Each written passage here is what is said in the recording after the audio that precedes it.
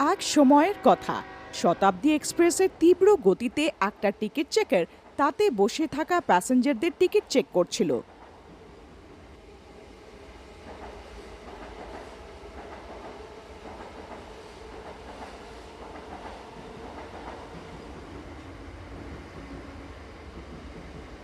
Ticket দেখাও নিজের। এই নিন, আমরা 4 জন আছি, 4 জনের টিকিট এইটা। আচ্ছা, আর তোমাদের দুজনের টিকিট কোথায়? সেই দুজন প্যাসেঞ্জারের কাছে টিকিট ছিল না, তো তারা ভয় পেয়ে যায় আর চলন্ত ট্রেনের এক কম্পার্টমেন্ট থেকে আরেক কম্পার্টমেন্ট পালাতে থাকে। আরে পালাও রে পালাও, নিজের প্রাণ বাঁচিয়ে পালাও। টিকিট চেকারও ওদের পেছন পেছন দৌড়াতে লাগলো। দাঁড়াও তোমরা, না হলে ভালো হবে না। পালানোর কোনো ফল নেই, দাঁড়াও। পালাতে পালাতে টিকিট চেকার একটা প্যাসেঞ্জারের শার্ট ধরে ফেলে। প্যাসেঞ্জার ধাক্কা দিয়ে নিজেকে টিকিট চেকারের কবল থেকে বাঁচায় আর আগে পালিয়ে যায়। আর ব্যালেন্স হারানোর জন্য টিকিট চেকার চলন্ত ট্রেন থেকে পড়ে যায়।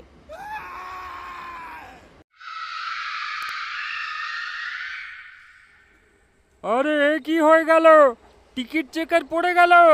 আরে কেউ ট্রেন দাঁড় করাও।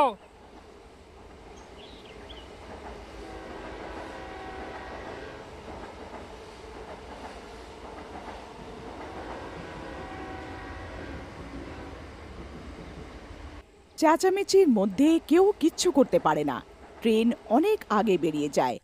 আর এইদিকে টিকিট চেকারের দেহ কিছুদিন অবধি পড়ে থাকে আর তারপর একদিন জোরে জোরে হাওয়া হতে শুরু করে।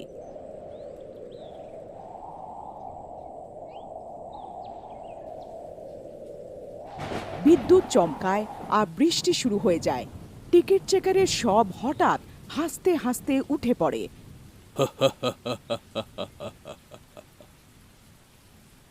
শেষ অবধি আমি আবার বেঁচে গেলাম। এখন আমি তাদের দুজনকে ধরবো। আমার থেকে পালাচ্ছিল না। উঠে ভুতুড়ে টিকিট চেকার কিছু লোককে জিজ্ঞাসা করে, আরে ভাইরা, শতাব্দী এক্সপ্রেস কতক্ষণে আসবে? সেই দুটো প্যাসেঞ্জার ধরা পড়েছে কিনা? আরে ভাই, তুমি আমার কোনো কথার উত্তর কেন দিচ্ছ না? তারপর সে অনেক লোকেদের জিজ্ঞাসা করে, কিন্তু কেউ তার উত্তর দেয় না। তখনই সে দুটো লোকেদের কথা বলতে শোনে। আরে ভাই, কি বলি যে টিকিট চেকারটা তো ভালো ছিল, কিন্তু প্রাণে বাঁচলো না।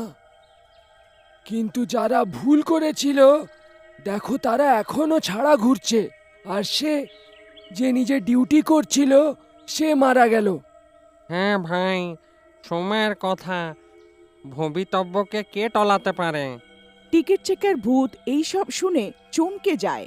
কি, আমি মরে গেছি? কিন্তু কেন? আমার কি ভুল ছিল? টিকিট চেকার ভূত কাঁদতে শুরু করে, কিন্তু কেউ তার আওয়াজ শুনতে পায় না।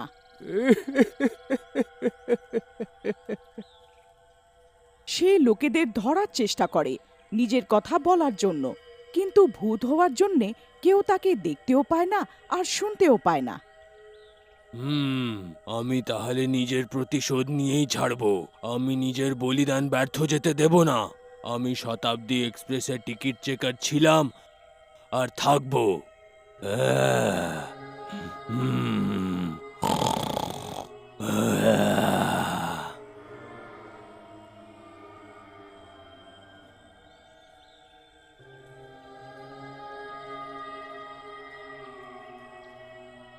তারপর সেই ভূত সেখানে অপেক্ষা করতে থাকে। রাত 8টার সময় শতাব্দী এক্সপ্রেস স্টেশনে আসে।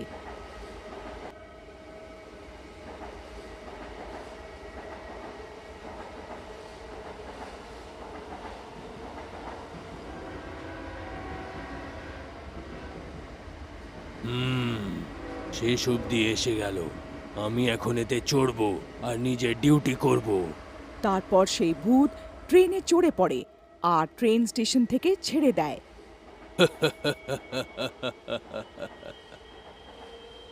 এই সিট পুরো খালি, আমি এইখানেই বসবো। আর সে ওই সিটে বসে যায়। আরে এটা কি, সেখানে এক প্যাসেঞ্জারও বসে পড়ে। আরে এ কেমন অনুভব ছিল? এমন মনে হলো যেন কেউ সিটে বসে আছে। প্যাসেঞ্জার ভয় পেয়ে যায়।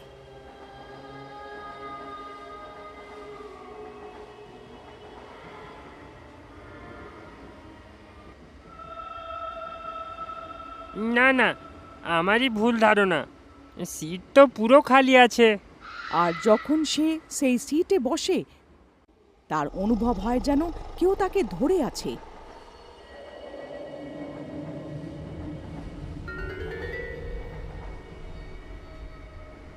না না, এইখানে কোনো ভূত আছে, ভূত ভূত ভূত। সব প্যাসেঞ্জার চেঁচাতে থাকে, আর এর মধ্যে কিছু প্যাসেঞ্জার যাদের কাছে টিকিট থাকে না, তারা পালাতে শুরু করে। আরে বাছা, পালিয়ে কোথায় যাবে? যেইখানে যাবে আমাকেই পাবে।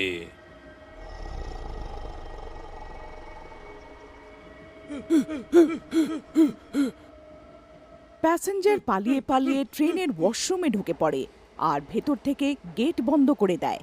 আরে ভাই, কেউ আমার সাহায্য করো, আরে মরে গেলাম রে। আচ্ছা, তো এমনি ভাবে ছাড় পাবে? দাঁড়াও, তোমাদের মজা দেখাচ্ছি। টিকিট চেকারও ওয়াশরুমে ঢুকে যায় আর ছাতের উপরে চিপকে যায়।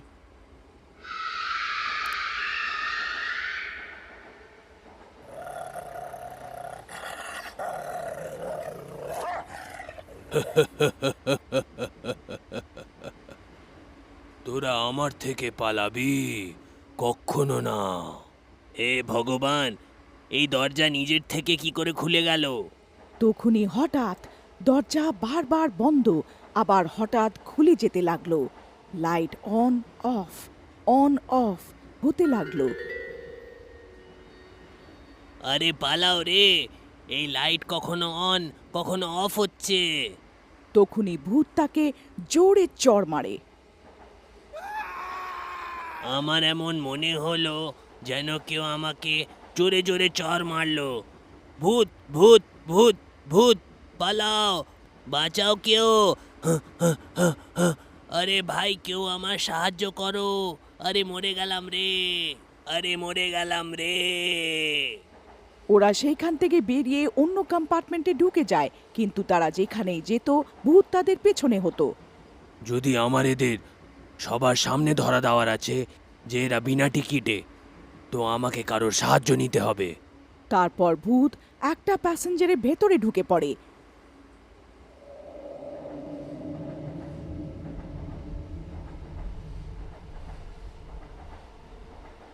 প্যাসেঞ্জার বিকট মুখ বানিয়ে বলতে থাকে,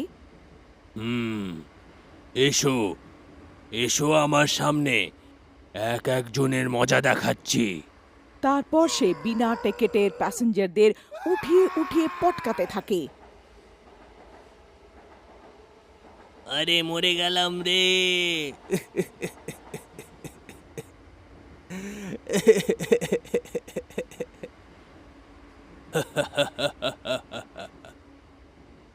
যে লোকেরা রুল ভাঙবে তাকে আমি মজা দেখাবো। নিজের ডিউটি করার জন্য আমার প্রাণ গেল, এখন এইটা আমি অন্য কারোর সঙ্গে হতে দেব না। ক্ষমা করে দাও আমাকে, আজকের পরে কখনো বিনা টিকিটে ট্রেনে চড়বো না, আমাকে যেতে দাও। তোমরা জানো তোমাদের এই সব স্বভাবের জন্যে কত টিকিট চেকার নিজের ডিউটিটা সফল অনুভব করে না। তোমাদের মতন লোকেদের জন্যে আমি নিজের প্রাণ হারালাম। আমার বউ বাচ্চারা তো জানেও না যে আমি ডিউটিতে আছি না মরে গেছি। আমার সব কতদিন ধরে সেইখানে পড়ে পড়ে পচছে। প্যাসেঞ্জার এইসব শুনে খুব দুঃখিত হলো। আমি অনেক দুঃখিত, আমাকে শুধু একটা সুযোগ দিয়ে দাও, আমি সব ঠিক করে দেবো। তারপর সেই প্যাসেঞ্জার টিকিট চেকারের মরার খবর রেলওয়ে রিপোর্ট রুমে দেয়, আর তার কারণও দেয়। রেলওয়ে রিপোর্ট ডিপার্টমেন্ট টিকিট চেকারের বউকে অ্যাওয়ার্ড দিয়ে সম্মানিত করে। আমরা টিকিট চেকারকে সম্মান দিয়ে 2 মিনিটের মৌন ধারণ করব। এই রেলওয়ে সবসময় ওনার সততার জন্যে ওনার নাম নেবে। টিকিট চেকার নিজের সম্মান দেখে খুশি হয়ে যায় আর নিজে প্রতিজ্ঞা নেয় যে সে রেলওয়ের সেবাতে উপস্থিত থাকবে। আজও যখন কোনো প্যাসেঞ্জার বিনা টিকিটে ট্রেনে যাত্রা করে, তো টিকিট চেকারের নজর তারই উপরে থাকে।